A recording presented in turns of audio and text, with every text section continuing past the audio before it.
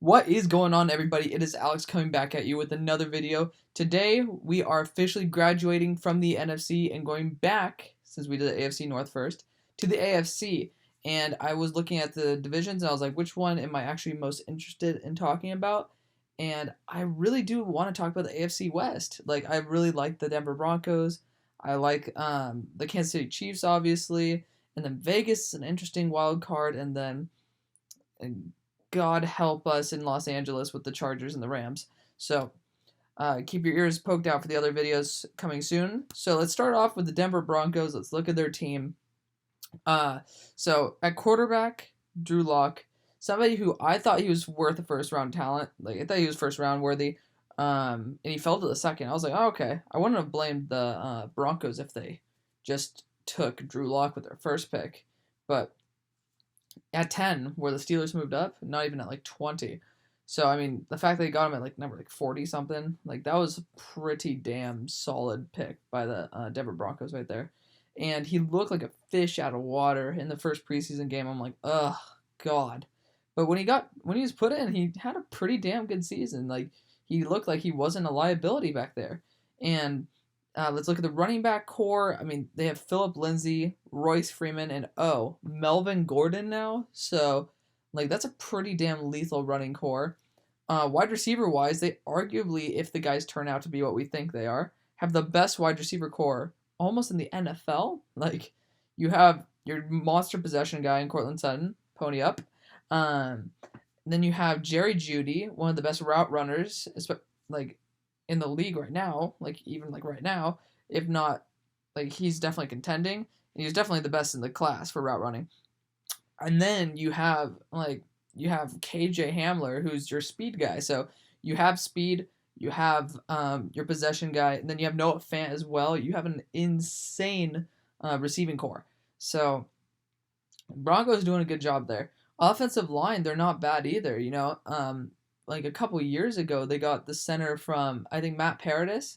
I'm pretty sure they got him from Carolina. I mean, that's a solid pick. And then they have Garrett Bowles still. If I'm not mistaken, they have Jawan James as well. They have a pretty solid, and they have like Looney from the Cowboys. I mean, it's not like an elite offensive line, but it's definitely above average. So on defense as well, I mean, they have Bradley Chubb, they have Von Miller, I think they still have Todd Davis back there at middle linebacker. I don't know if they have Brandon Marshall anymore.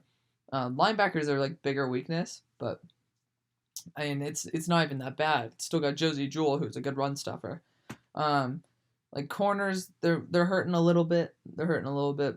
Yeah, they still have they have AJ Boye, and they have like Isaac Yiadom there, and they have like some other developmental pieces.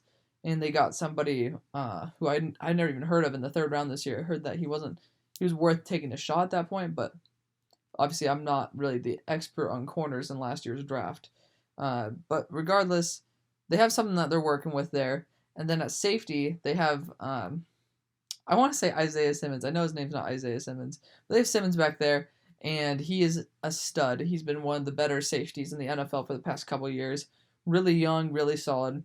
So this team is pretty damn stacked, and I think a lot of people are realizing that this team has playoff potential, including myself. So without further ado, let's not hold this up too much longer. Let's get right into it. The Denver Broncos, week 1, are at home versus Tennessee, Monday Night Football. They're starting off on the right foot. There's a special thing about Denver, it being in like a very high altitude. Air is super thin there, and it's like you get gassed out quickly. The ball flows differently. Just it's a whole entire different feel up there in the Mile High City. So, like the fact that you're at Tennessee, like Tennessee ain't no mile above seawater. What's it? So it's like it's not above the ocean with like that type of elevation. Being in Nashville, it's more humid. The air's thicker. You're going to a super thin air. It's gonna be not good. So Denver's going to have a huge advantage there. It's going to be Monday night. The lights are on. Drew Lock's going to want to show that he is worth the starting job. The next week, they're going to Pittsburgh, and Pitt is pretty dominant at Heinz Field, and Ben's going to be wanting to come out and just be like, yo, like, you realize that, like, we were in the Super Bowl like what 7 years ago. We always have been in playoff contention ever since. And then last year we were just completely wiped off the face of the earth. So I mean, there's something that Ben wants to prove. He has a chip on his shoulder. He was unhealthy last year. Basically had bums lead the team to an 8-8 record. So he's gonna have to do something. We've already seen that they've gone 11-5. Check out that video if you have not already. And I mean, Pittsburgh's gonna be wanting to prove something, and Denver's not gonna be in their home territory. The next week, Tom Brady is going to Denver. Denver has the home field advantage. And is it Sunday night game? No, it's just normal Sunday game. But Tom Brady has went to Denver and played Peyton Manning in the AFC Championship, and he has won. So it's not like Tom is completely a fish out of water. Yes, Tampa Bay is pretty much at sea level. But the fact is that Tom is the type of guy where he can handle this, and I'm pretty sure this defense and stuff can handle it. They have a really underrated defense. Check the video out for Tampa Bay if you want more in-depth about Tampa. But I think this team can hold up to Denver. The next week, Denver goes to New York. Thursday night game. The lights are on. Sam Darnold's not. The lights are on. No one's home with Sam Darnold. So I'm having Drew Lock go in and kick some ass. Now, I've had the Jets actually beat a couple of very solid teams. If I'm not mistaken, they beat both the Seahawks and the Niners. So, like, they have, like, a good pedigree. But Sam Darnold isn't that clutch. He performs really well against some very talented teams, but I don't feel like this is one of the ones he's going to light them up with. So, I'm not feeling this one for Sam to be coming out of nowhere, and Denver is going to go in and then clean house. The next week, Denver is going to New England, and I'm giving this one to Denver as well, guys.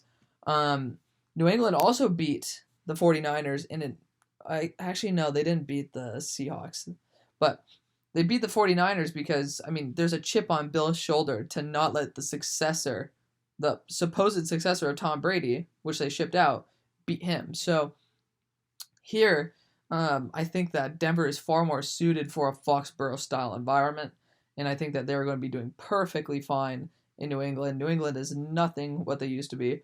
Most likely this is going to be the last division I talk about just because it's not very fun to talk about.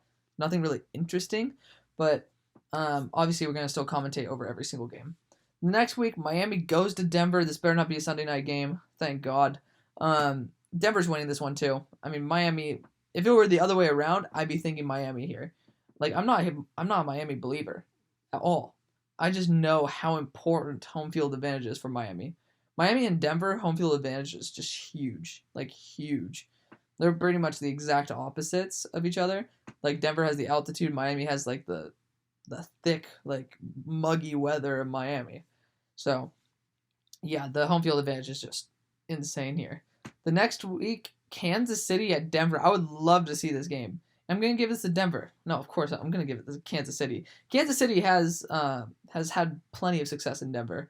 And I think that Patrick Mahomes is just that bit more clutch than Drew Lock. And I'm obviously not going to be willing to put my hand over my heart and say that Drew Lock is going to kick some ass here. So I think that Kansas City is going to come in. They're going to be like, dude, we cannot let them be the face of the AFC West. So something to prove right here. Actually, a chip for once on KC's shoulder. And they're going to come in and clean house. This should be something that's more like a Sunday night game. I'd like that game for a Sunday night. All right, so we have a bye week here and fully rested going into Atlanta. The secondary of Atlanta is just not enough to handle Denver's firepower. And I honestly think that the defense is just way inferior to Denver's overpowered offense. Like, the offense here is actually going to be, like, the offensive line is just garbage for Atlanta. And they're going up against Bradley Chubb and Von Miller. It's kind of a no-go for Atlanta for this game. So, yeah, I think this is going to actually be a really bad game. It's just not going to be very entertaining to watch because I think Denver's just going to clean house and Atlanta's going to be embarrassed at home. So the next week, Denver is going to Vegas, and Vegas has upset a team before in the Browns, and they're upsetting again. Las Vegas it's going to be a very interesting destination to go to. Yes, it's a dome, which, I mean, Denver, they're an outdoor team, so I would give them the advantage in outdoor.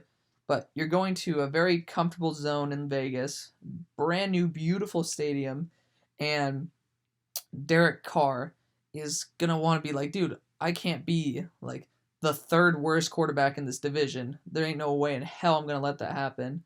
He's gonna want to keep his supremacy, and then Vegas, like formerly the Oakland Raiders, always like to upset a very good team. So I think that Vegas is going to show up and then ball out. And I think Derek Carr just has these like insane games, like his MVP style season when he broke his tibula or fibula, I don't know. He has those moments still. He's just not as consistent. The next week, Denver is at home facing the Chargers. This is oh, God. LA Chargers are just complete garbage, guys. The Chargers is just crap. Justin Herbert he's worth taking a shot on, but he certainly ain't gonna be shit this year. Their offensive line's garbage, and Oregon had a pretty damn solid offensive line, if I'm not mistaken, and it's just not working with me here. The offensive line is just too bad for Denver's defensive line, and you're at altitude, so it's just a no-go in general for LA. The next week, New Orleans is going to the outdoors. Drew Brees is not that good outdoors, and it's in Denver, so you're going from literally New Orleans, which is pretty much, I think it's sub ocean level, going all the way to a mile high. So it's just kind of a no-go for Drew Brees. He's out in like the open air, which he's a monster in the dome, and then he's going up like significantly higher altitude where the air is way thinner. It's not his type of run for this time. No, it's a no, guys. It's a no. The next week, Denver goes to Kansas City. I think Kansas City is going to take this series. Kansas City is just a little bit too overpowered when it comes to like having the best quarterback ever at the helm, and it's just Denver makes one mistake, Patrick Mahomes takes advantage. You saw that in the Super Bowl. Like Jimmy G just kind of like went a little bit too chill mode in the fourth and blew a 10-point lead. It's just, I mean, you just can't. Even the best teams can't do that with them. The next week, Denver goes to Carolina fully rested. Denver is just way too powerful for Carolina's defense, and it's just going to be a shit show there as well. No real need to explain any more than that, but the next week, Buffalo goes to Denver.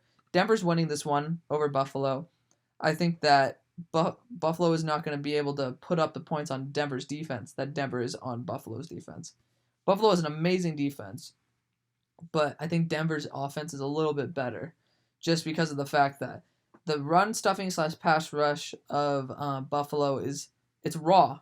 Like, you have Ed Oliver there. I'm pretty sure maybe Shaq Lawson is still there. Jerry Hughes is solid, but it's not enough to overwhelm over the offensive line. And when you have a guy going down the field burning with KJ Hamler, you have a guy who you can just lob it up to with Cortland Sutton, and you have a guy who can run extremely quick routes with Jerry Jeudy.